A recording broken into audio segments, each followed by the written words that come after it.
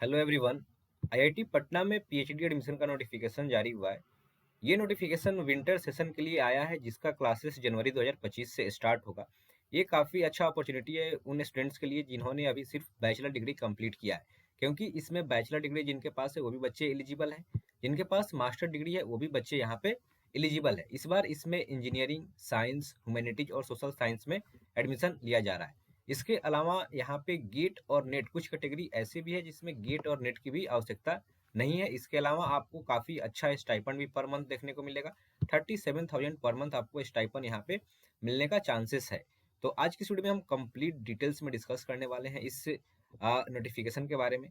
कौन कौन सा टॉपिक डिस्कस करेंगे इसके बारे में देख लेते हैं। सबसे पहले हम डिस्कस करेंगे इंपॉर्टेंट डेट्स के बारे में, फिर रजिस्ट्रेशन फीस आपका कितना लगने वाला है, एलिजिबिलिटी क्राइटेरिया आपका क्या होने वाला है। इंजीनियरिंग के लिए अगर आप अप्लाई करना चाहते हैं तो उसका एलिजिबिलिटी क्राइटेरिया अलग है, साइंस का अलग है, सोशल साइंस का अलग है, ह्यूमैनिटीज का अलग है। ये सभी चीज़ डिस्कस करेंगे। आपका स्टाइपेंड कितना मिलने वाला है, उसका क्या एलिजिबिलिटी क्राइटेरिया है, उसके बारे में डिस्कस करेंगे। सिलेक्शन प्रोसेस क्या होगा ये भी डिस्कस करेंगे। किस किस सब्जेक्ट में आपका एडमिशन होने वाला है इसके बारे में भी डिस्कस करेंगे। कंप्लीट डिटेल्स में आज की इस वीडियो में हम डिस्कस करने वाले हैं, तो वीडियो को लास्ट तक जरूर देखें। इसके अलावा अगर आपने हमारे चैनल को अभी तक सब्सक्राइब नहीं किया तो हमारे चैनल को सब्सक्राइब कर ले और बेल आइकन को दबा दें, जिससे हमारी नोटिफिकेशन आपको सबसे पहले मिल जाए। इस चैनल पर मैंने काफ़ी सारे दूसरे यूनिवर्सिटीज और आईआईटी के भी पीएचडी नोटिफिकेशन के बारे में वीडियो अपलोड किया हुआ है। तो अगर आपने वो वीडियो अभी तक नहीं देखा है तो वीडियो आप जाकर देख सकते हैं, जिसका नोटिफिकेशन आपको ऊपर आई बटन और नीचे डिस्क्रिप्शन बॉक्स में मिल जाएगा। तो आइए आज की वीडियो को हम शुरू करते हैं। सबसे पहले हम इसके ऑफिशियल वेबसाइट पे चलेंगे। ये आईआईटी पटना का ऑफिशियल वेबसाइट आप देख सकते हैं, और यहाँ पे पीएचडी एडमिशन का नोटिफिकेशन जारी किया गया है। और यहाँ पे आप देख सकते हैं कि लास्ट डेट जो है वो आपका 20/11/2024 है, यानी कि 20 नवंबर को आपका इसका लास्ट डेट रखा गया है। इसके अलावा इसमें और भी काफ़ी सारे इन्फॉर्मेशन है, उसके बारे में हम डिस्कस करेंगे। तो आप देख सकते हैं यहाँ पे किस किस स्ट्रीम में आपका इस बार एडमिशन होने वाला है। तो सबसे पहला डिपार्टमेंट जो है वो केमिकल एंड बायोकेमिकल इंजीनियरिंग में आपका एडमिशन होगा। ये आप एरिया ऑफ रिसर्च देख सकते हैं, इसका आप स्क्रीनशॉट ले लीजिएगा। नेक्स्ट है आपका केमिस्ट्री, फिर है civil and environmental engineering, computer science and engineering, electrical engineering, humanities and social science में भी आपका इस बार एडमिशन होगा, जिसमें आपका English, geography, sociology, linguistic, human resource and organisational behaviour, applied psychology, economics और इंटेलेक्चुअल प्रॉपर्टी राइट में आपका एडमिशन होगा। नेक्स्ट आपका मैथमेटिक्स है, मैकेनिकल इंजीनियरिंग है, मेटलर्जिकल एंड मटेरियल इंजीनियरिंग है, और आपका लास्ट फिजिक्स है। तो इस सभी स्ट्रीम में इस बार यहाँ पे एडमिशन होगा। अब हम डिस्कस करेंगे कैटेगरी के बारे में। अलग अलग कैटेगरी के थ्रू यहाँ पे एडमिशन होता है। तो सबसे पहला होता है regular and full time. Regular और फुल टाइम में जिन बच्चों का एडमिशन होता है वो बच्चे अलग अलग कैटेगरी में क्लासिफाइड होते हैं। सबसे पहला कैटेगरी आता है इंस्टीट्यूट फेलो, यानी कि इनको इंस्टीट्यूट अपनी तरफ से फेलोशिप प्रोवाइड करती है। जैसे कि यहाँ पे आप देख सकते हैं इसका एलिजिबिलिटी क्राइटेरिया क्या दिया गया है। इंस्टीट्यूट फेलो का मतलब ये होता है कि आपको जो भी फाइनेंशियल सपोर्ट है वो आपको इंस्टीट्यूट देती है। तो इसके लिए क्या एलिजिबिलिटी क्राइटेरिया, आप इस चीज़ को समझ लीजिए। सबसे पहला है कि आपके पास B, BTech, BS, MSc, MA, MBA या फिर एमसीए डिग्री है, या इसके इक्विवेलेंट डिग्री है, और आपके पास गेट स्कोर है, तो या फिर आप नेट क्वालिफाइड है, इसमें से कोई भी है तो आपको इंस्टीट्यूट की तरफ से फेलोशिप मिलेगा। इसके अलावा the requirement of GATE score is waived for the candidate with bachelor degree in engineering from central funded technical institute, यानी कि जो बच्चे सीएफटीआई से अपना बैचलर किए हैं और उनका जो स्कोर है, सीजीपीए है 8 पॉइंट से ज़्यादा है, तो उन बच्चों को गेट की आवश्यकता नहीं है। तो आप इस चीज़ को क्लियरली समझ लीजिए। अगर आपके पास बी, बीटेक या फिर एमसीए, एमबीए, एमए, एमएससी है और आपके पास गेट या नेट का क्वालिफिकेशन है, तो आपको इंस्टीट्यूट की तरफ से इसमें फेलोशिप 37,000 पर मंथ मिलने वाला है। अगर आप सीएफटीआई से बीटेक किए हैं और आपका स्कोर 8 पॉइंट से ज़्यादा है और आपके पास गेट का स्कोर नहीं है, तो भी आपको यहाँ से फेलोशिप मिलेगा। नेक्स्ट है आपका, अगर आपके पास एमई, एमटेक, एमफिल या इक्विवेलेंट डिग्री है और आपके पास गेट का क्वालिफिकेशन है और वो भी 5 साल पुराना, 5 साल से ज़्यादा पुराना नहीं हो, या फिर आपके पास नेट का क्वालिफिकेशन हो, तो भी आपको यहाँ पे इंस्टीट्यूट फेलोशिप मिलेगा 37,000 पर मंथ। इसके अलावा सेकेंड कैटेगरी आता है, ये फर्स्ट कैटेगरी था इंस्टीट्यूट फेलो। सेकेंड कैटेगरी ये आता है रिसर्च फेलो, यानी कि जीआरएफ जिनका क्वालिफाइड होता है, जो भी बच्चे जीआरएफ क्वालिफाइड होते हैं वो आते हैं रिसर्च फेलो।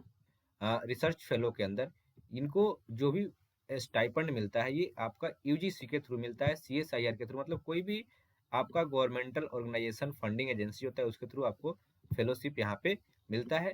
इन सभी बच्चों को एक्सटर्नल फेलोशिप के थ्रू फेलोशिप यहाँ पे स्टाइपेंड दिया जाता है।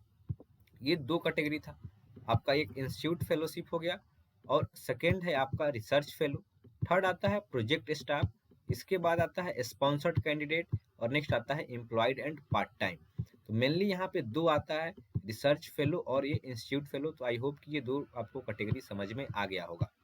अब हम नेक्स्ट आगे इसमें डिस्कस करेंगे आपका एज लिमिट के बारे में। तो जो भी बच्चे यहाँ पे बी बीटेक या फिर एमसीए एमबीए एमएससी या एमए करके आए हैं उनका मैक्सिमम एज जो होना चाहिए वो 28 होना चाहिए।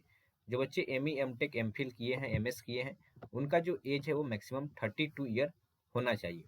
इसके अलावा इसमें 5 साल तक का रिलैक्सेशन दिया गया है। जो स्टूडेंट एससी एसटी और ओबीसी या वुमेन या पीडब्ल्यूडी कैटेगरी से बिलोंग करते हैं उनका अपर एज में 5 साल का रिलैक्सेशन दिया गया है।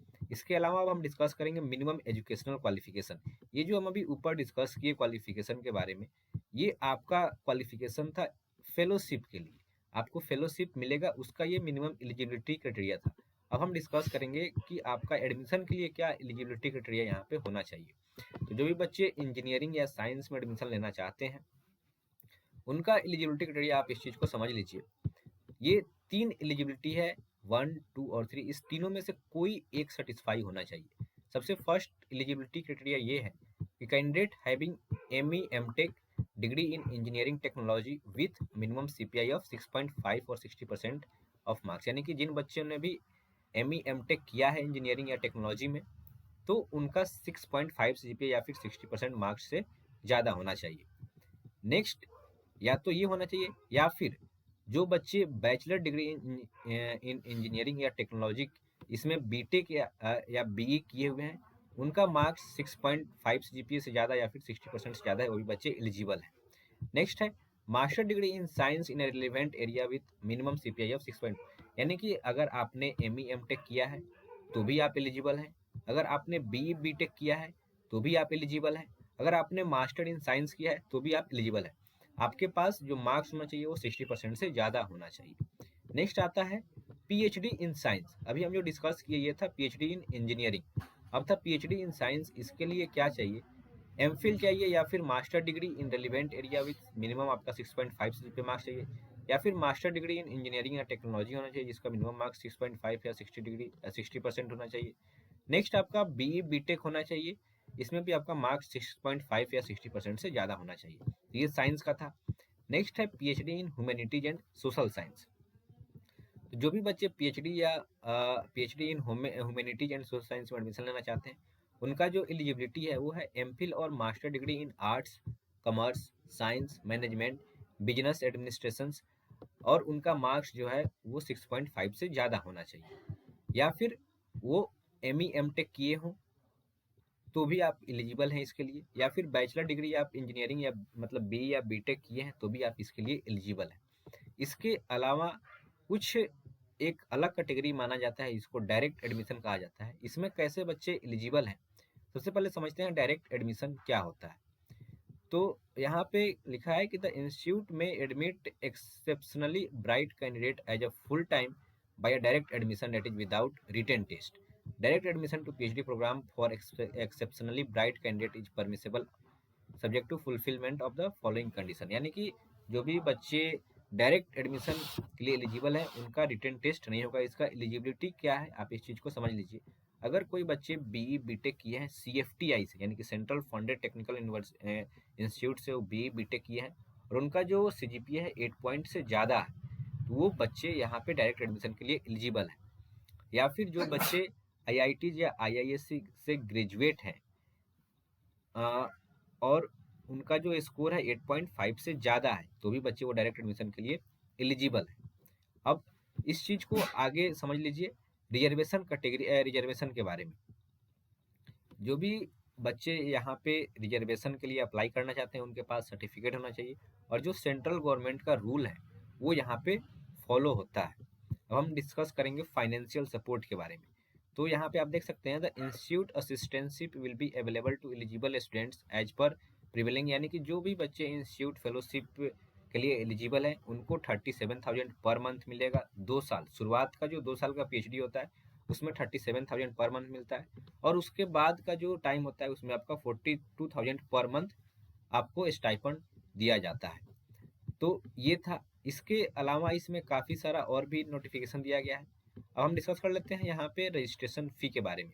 तो जो बच्चे जनरल, ईडब्ल्यूएस या ओबीसी कैटेगरी से बिलोंग करते हैं उनका एप्लीकेशन फ़ी 1000 रुपीज़ है, और जो student SC, ST, PWD, women या ट्रांसजेंडर से बिलोंग करते हैं उनका रजिस्ट्रेशन फ़ी 500 दिया गया है। और ये जो रजिस्ट्रेशन फ़ी होता है, एप्लीकेशन फ़ी जो होता है, ये आपका नॉन रिफंडेबल होता है, ये आपका रिफंड नहीं होगा।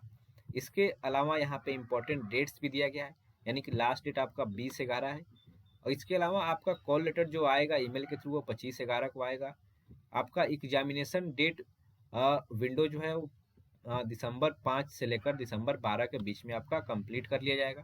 रिजल्ट जो है आपका 16 दिसंबर को रिलीज किया जाएगा, और जो ऑफर लेटर है वो आपका 23 दिसंबर तक जारी कर दिया जाएगा, और आपका जनवरी से क्लासेस जो है वो स्टार्ट हो जाएगा। कुछ यहाँ पे आपका सपोर्ट के लिए ईमेल और फ़ोन नंबर भी दिया गया है, जिस पे आप संपर्क कर सकते हैं अगर आपको कोई भी दिक्कत होता है इसमें। तो इसके अलावा अगर आपको कोई भी डाउट होता है इस इंस्टीट्यूट में यानी कि आईआईटी पटना में एडमिशन्स के रिगार्डिंग, तो आप अपना डाउट हमारे कमेंट बॉक्स में पूछ सकते हैं।